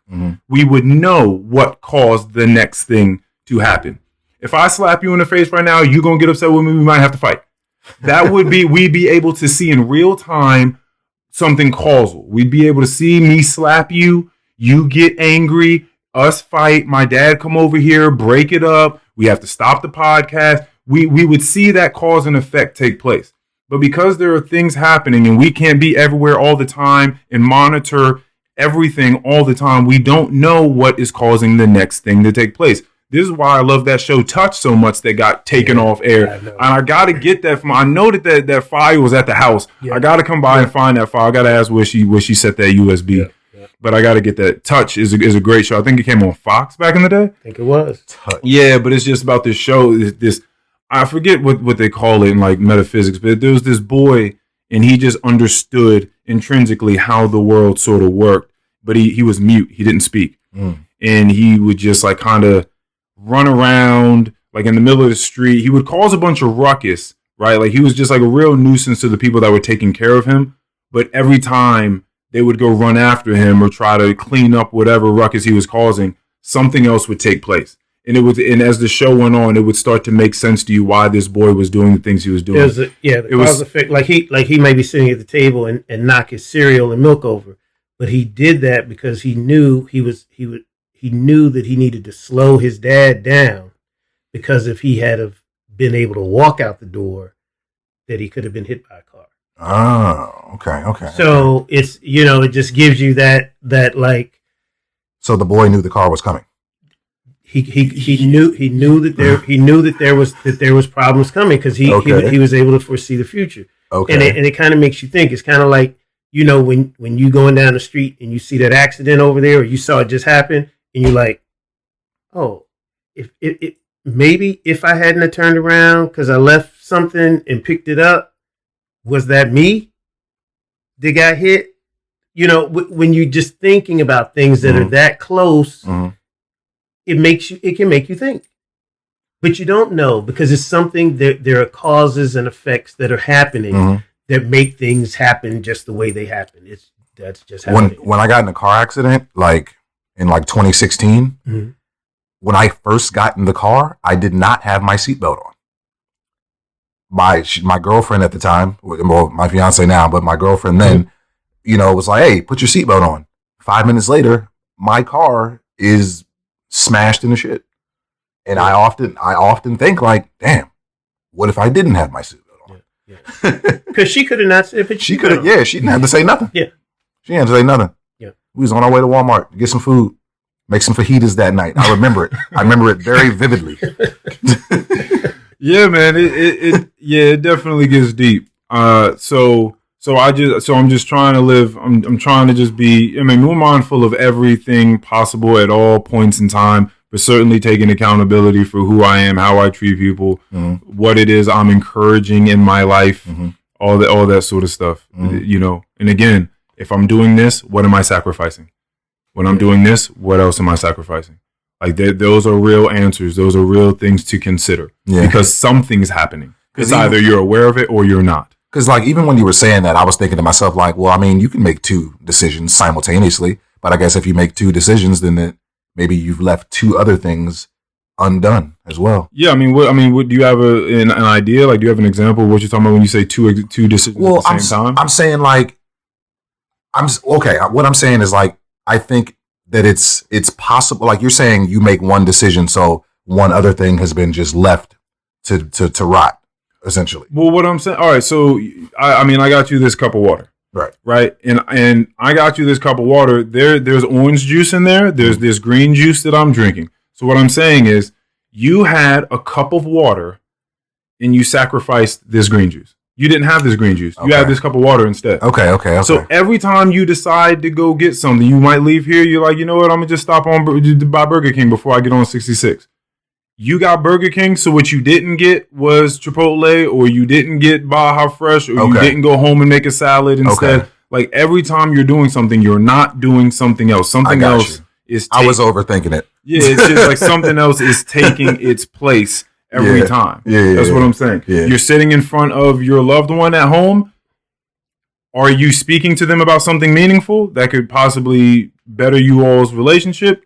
Because if not, then that's what you're not doing. You're choosing to just speak about Kanye West and fucking Pete Davidson instead. Like that's what you're choosing to do. There's always, every time you make any of the 10 million decisions that you make a day, there's 10 million that you didn't make. That's pretty much what it is. So it's just about trying to be conscientious of what those decisions are. So when this all came from the whole social media thing, like, I'm just gonna scroll for 10, 15, 20, maybe in accumulation for an hour a day. I know people doing way more. I'm being generous, because there are people that scroll for way more than an hour a day. But I'm just going to scroll for an hour a day and just look mindlessly at whatever little prank videos people are doing, or whatever videos people are talking about. Oh, fuck your man if he does this. There was a video someone told me about where it was some woman saying, if you're out with your man and he turns his phone over, or he takes his phone off the table, you need to leave him. That's terrible. That is deceitful activity. That's mischievous activity. Not deceitful activity. He's trying to, get the phone away from distraction. You don't want to be distracted. It's crazy, right? I've even started, like, when I do my homework, I'll just leave my I'm in the dining room doing my homework. I'll just put my phone on the charger just in the living room so that it's not there, because I know that at some point I'm gonna pick it up just to stop, just to break my attention from what it is that I'm doing. And for no reason other than that. Yeah. No, nobody called me. I didn't get a text. You didn't get a text, nothing. You just picked it up. It's there. Yeah. And so, but it's crazy how that happens, right? How that flip happens. It's like you think at some point in time, someone's asking you, can you pay more attention to me? If you're in the room, can you be in the room with me, please? Yeah. Like, be here, listen to me, look at me when I'm trying to express myself. And then it gets to a weird place where now the phone is the real focal point. And if you put that off to the side, don't trust him. Yeah. Oh, that's crazy. He took his phone off the table. Women, leave that man. Yeah. He is cheating on you. Yeah. Crazy. That's a crazy flip in psychology. It's like it's scary. Phones on the table. Wild out there for people. Yeah, exactly. Like phones out on the table and phone flipped up, which is hilarious because that's the exact opposite of what was being told in that book, Reclaiming Conversations, I told you I read about, where you turn over. Yeah, exactly. Because, when it's faced up, people don't want to start talking about meaningful things because they don't know if that's going to go off and you're going to pick it up. Yep. Like, it's a signaling to them that you're not really taking them seriously if it's up. And if it lights up and they talking about something that really means something to them. Someone in my family just passed. Can I talk to you about it? Yeah, sure. Let's talk about it. Oh, hold on a second real quick. Oh, hey, you see this video? This shit crazy. I feel like I often call you when you're like out to dinner or you're doing something. Why even text back? Why even text back? Yeah. Like, why do I text you? Yeah. Like, why do you like, hey, I'm blah, blah, blah, blah, I'll hit you later. You could just hit me later. No, I could do that. So this is what I do. Again, he does that a lot. I'm telling you, I call. He won't call me back for another day. So be like, does that happen? But I mean, that's cool though. Because I'm not tripping about it. Sometimes I'm on a mountain. No. Because you have to reclaim your life, and if it was an emergency, he'd know. For sure. I'd blow the phone up. For sure. Ton of messages. So if it ain't nothing like that, then Yeah, if I get a voicemail and he's just, Earl, call me. I'm like, okay, yeah, I need to call him back. But no, when I'm doing that, it ain't nothing to just look at whoever I'm at and be like, hey, listen, I'm gonna send this text message real quick, just let them know what's going on, because I don't know what's going on. Like, you might need to talk to me or whatever the case is, but I'm just gonna let you know, hey, dinner, like that 10 seconds don't mean nothing to me. I can have that and set that down. Now, what I'm doing in that 10 seconds is I'm making a decision to cater to you, to tend to you in our relationship and let you know what's going on at the moment. I'm not about to pick up the phone and have an hour-long conversation with you while I'm hanging out with someone else. Right. So there's balance in things, right? And so that's pretty much what that's about. Yeah. But man, Jesus Christ, of all you people out there that think that you just got to be on the phone all the time, and that the people hanging around you, if they're weirdos, that's exactly why my friend said he didn't want to not have a drink in his hand at the club. It's the same thing as these weird social norms or whatever that have been sprouting up since the dawn, the advent of technology, the way that it's been. Mm-hmm. It's like all these new rules and regulations. Like, but being different is better sometimes. People just go there and not have. I think, because you just got to be who you are. Being yourself is one of I don't know. I think it's one of the greatest things, because I think it's one of the greatest things that I like about me is just I feel like I just try my best to just be me. Like, I don't try to be anybody else. Yeah. Well, the thing is that's what people are interested in anyway. Yeah. That people are drawn to those people that are truly just being themselves, and you can feel it. It's like you can sense it. Some people more than others, but there's like a radiation from people that you can just tell are comfortable in their skin. They're doing them, and that's what it's going to be. There's something undeniably attractive about that thing. There's this conversation of beauty versus sexy that I find to be extremely interesting. Like, you can think of someone, conceivably, you could think of someone that is sexy but not beautiful. You could think of that in your mind right now. You could think of someone that you think is sexy but not beautiful. You could think of that, correct?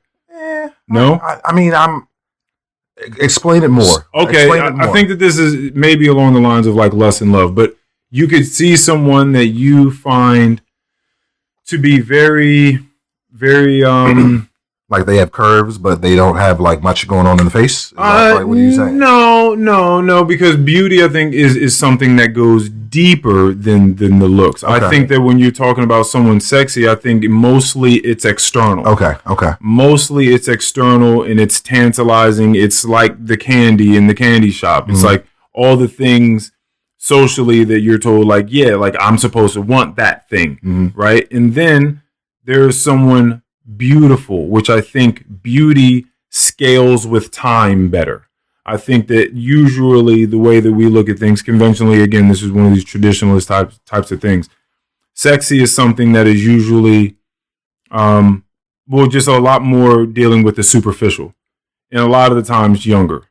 And then beauty is something that usually grows with age, or it can grow with age, as wisdom can, because someone growing with wisdom and having these dynamic lived experiences and learning from them can add a richness to someone's life and a richness to their being, and therefore a richness to how they express and carry themselves in the world. And so there's which is why people say aging like fine wine. Like there is a way to age gracefully, and you can tell this is a beautiful, more refined person. When I think of the word sexy, not that someone beautiful cannot be sexy, but that you can delineate between the two, and you can think of someone that is sexy externally. They have all the things, they do the right things, they make the right movements, but they're not necessarily have a deep and rich beauty to them. And you can see, vice versa. So the reason I bring this up, why do I bring this up?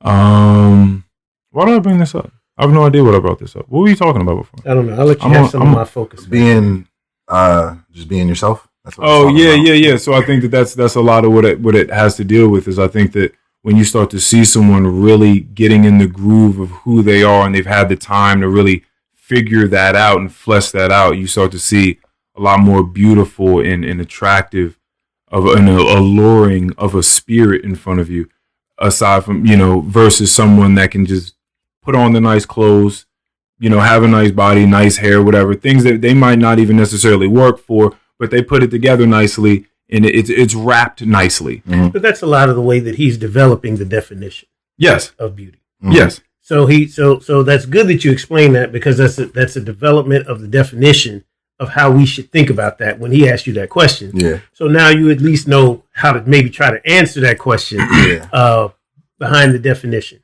Because we've gotten these, you can get that definition in Webster, you can get it in Wikipedia, you can get it Urban Dictionary, and who's it been formulated by, and the things that have been put in front of us and told us that this is beauty, this is sexy, this is, and no matter who you see it. There's always somebody for somebody, and so you understand that your definition is different than mine. They may be similar.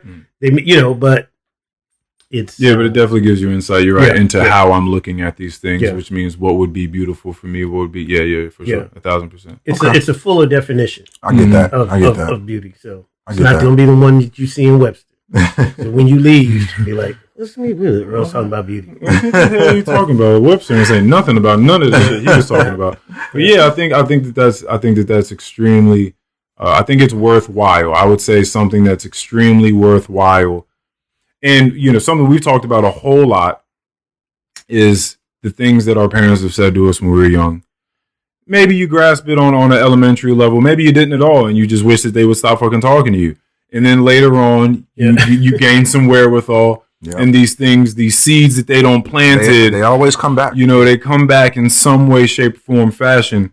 And so one of the ones that, he's been telling me for a long time is that you don't got to do nothing everybody else is doing.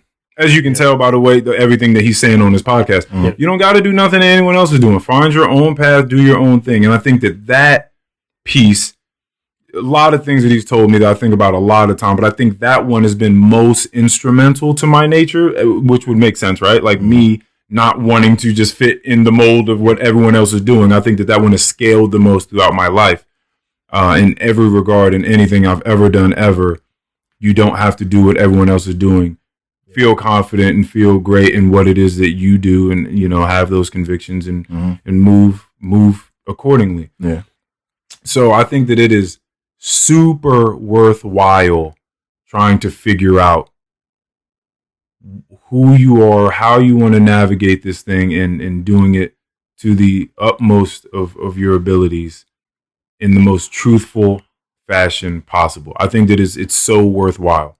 Yeah. I think that it's like invaluable. I think it's so important. I think it's so imperative to who I am and what I've done and how my relationships have been established with people in my later years. Mm-hmm. It's super important. So I would definitely say that I would like to encourage people to take whatever steps it is that they feel is I don't know, available to them, I suppose, and try to do that. Try to figure out who you are, who you want to be.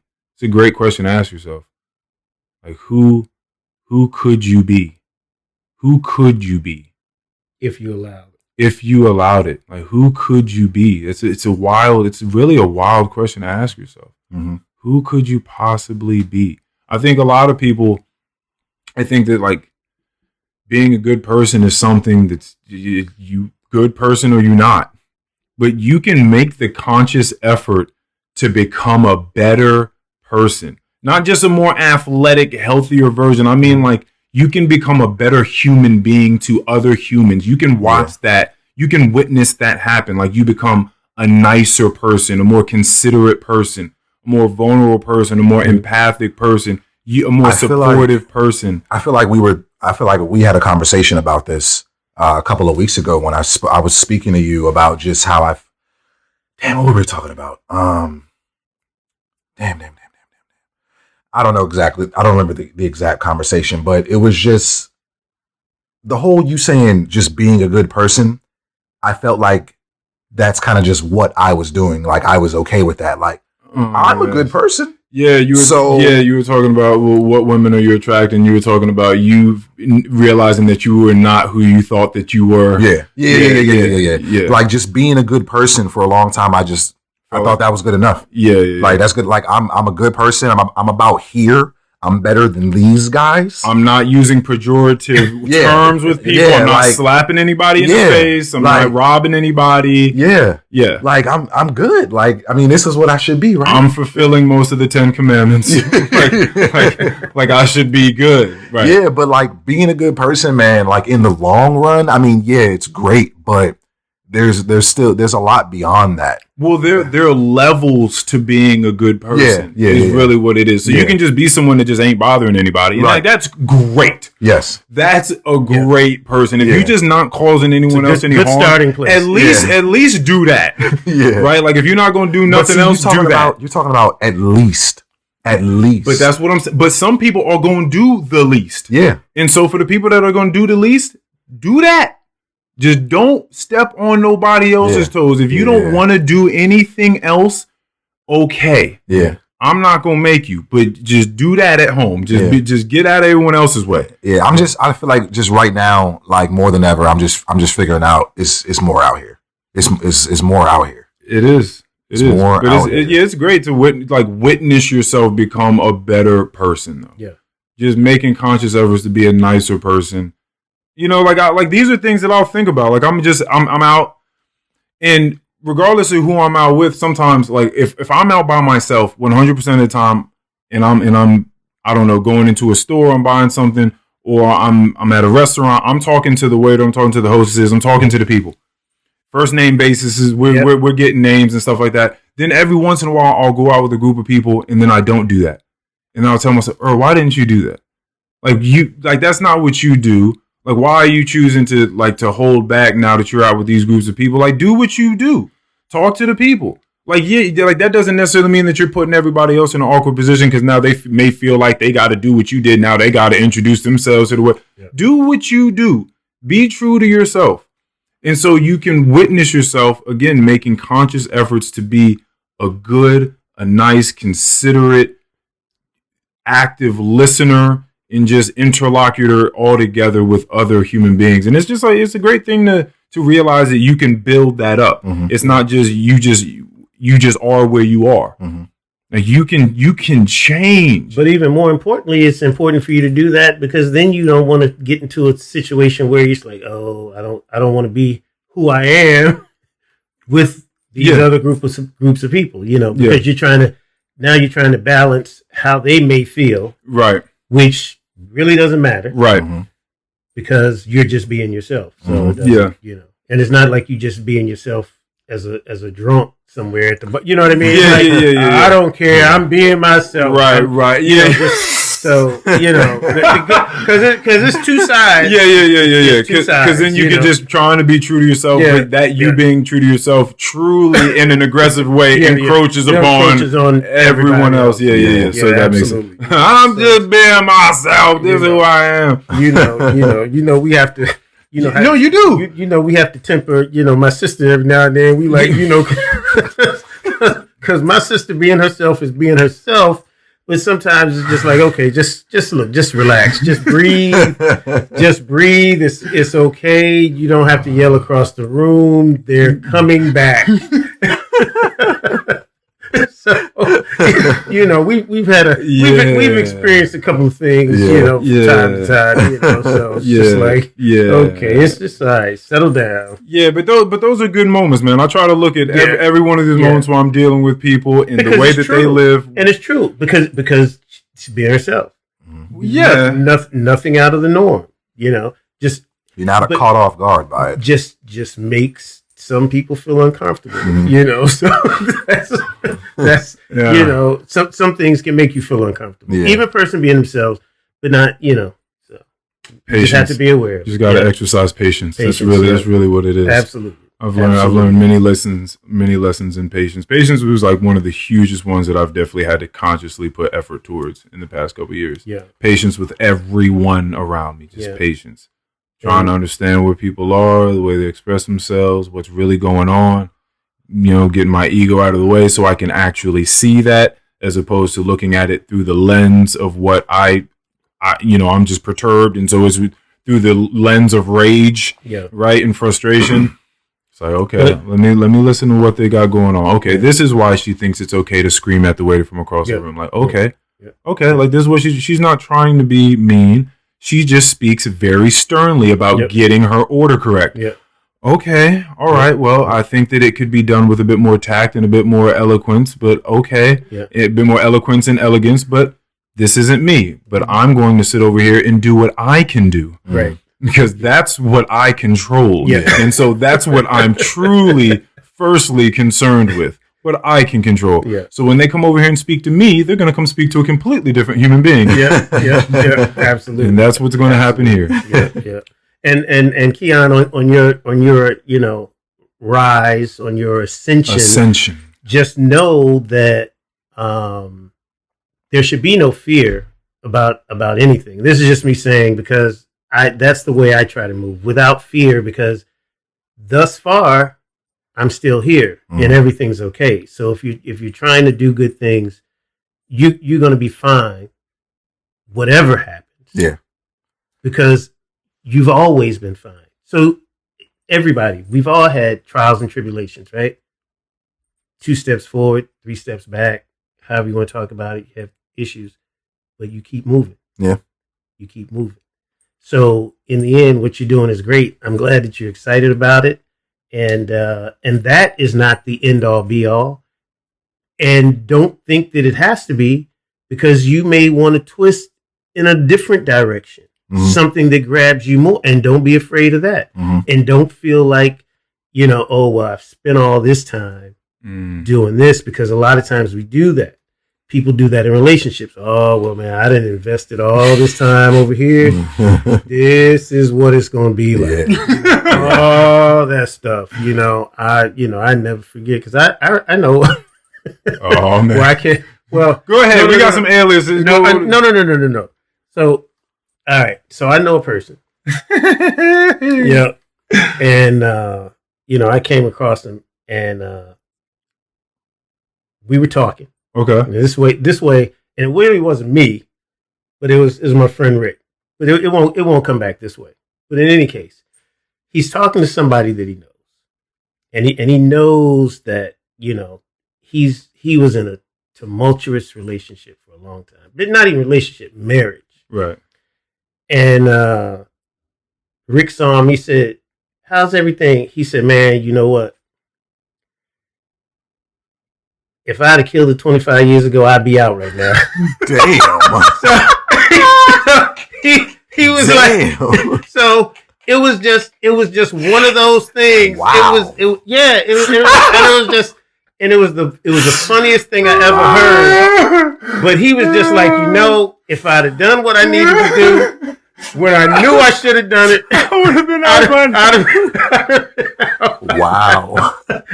So, that's easily the funniest response to that question I've ever heard. Yeah. Wow. Yeah. So just like, that's funny. That's been on his mind. On his mind. Yeah. For sure. I would have been out by now. For sure. Oh my goodness. This would have been year 23. Oh my God. Yeah. That's crazy. It'd all been over. Yeah, man. Yeah, you don't want to be in that spot, man. You don't want to be in that spot, man. Wow. Yeah, that's the craziest response you can That's say. wild. That's a wild response. Yeah. All right, man. Let's wrap this up. You got some last words for the people, Keion? Oh my God, man! Life can be super rewarding. You just got to be brave enough to really just jump out there and grab them. You know, you just spoke about just not living with fear. Yeah. Which is something that, you know, in different parts of my life, I've definitely lived with, you know what I'm saying? Mm-hmm. Maybe being insecure, not being brave enough to tackle a certain objective, or just not even believing in myself. Yeah. But once you find some form of being brave, you know, and you figure that out, I mean, that's the first step, is being brave. But, you know, I found that, you know, even, you know, the little rewards that I've come across already is you know, it's doing something for me. And there's, you know, many more to come. I feel like a lot more rewards to come. Fortune favors the brave, they say. So, yeah, I think that a lot of those little ones, you say that the little rewards, I mean, a lot of times those are much bigger than we actually give credit to, because I think that a lot of those little rewards add up to those bigger ones. Like, you wouldn't have gotten those bigger rewards and those bigger accolades or just wildly immense senses of gratification if you hadn't had all those itty bitty wins that came before it. Yeah, that means something. That's why I believe those epiphanies happen. Epiphany, just this realization that seemingly comes out of nowhere, but I think that those only come because you've had a bunch of little wins that you may or may not have truly acknowledged. But there was something on the way that you were crossing off, you were getting done, you were accomplishing. You just may not have been, you know, super grateful for it. But I think that that's extremely important. Those are my last words. Well, there are two things that I would say, and one comes from motivational speaker Les Brown, who I listen to all the time. And he said, how sad it must be for a person to be laying in their bed near death to then realize that they never really lived. So when you think about that, you want to do the things that you want to do, because there will come a time, you know. And so I'll leave you with that, and also to the woman who's there watching her child lay dying in the street, or whatever the scenario is, who's, you know, praying to the Lord, why me? Why me? And he answers, well, who would you suggest? Is there someone else that you would suggest? Life happens. Good things and bad things happen to good people. And we have to figure out how we move on with that. That's the last words for me. Awesome. As we do. Yep. Thank you for coming. Thank you. Absolutely. I appreciate the invitation. Absolutely. Episode 105. Come on, Keion. You get some too. Yeah, go you ahead. Get some too. Keion Hooks in the building. Yeah. Episode 105. We are out.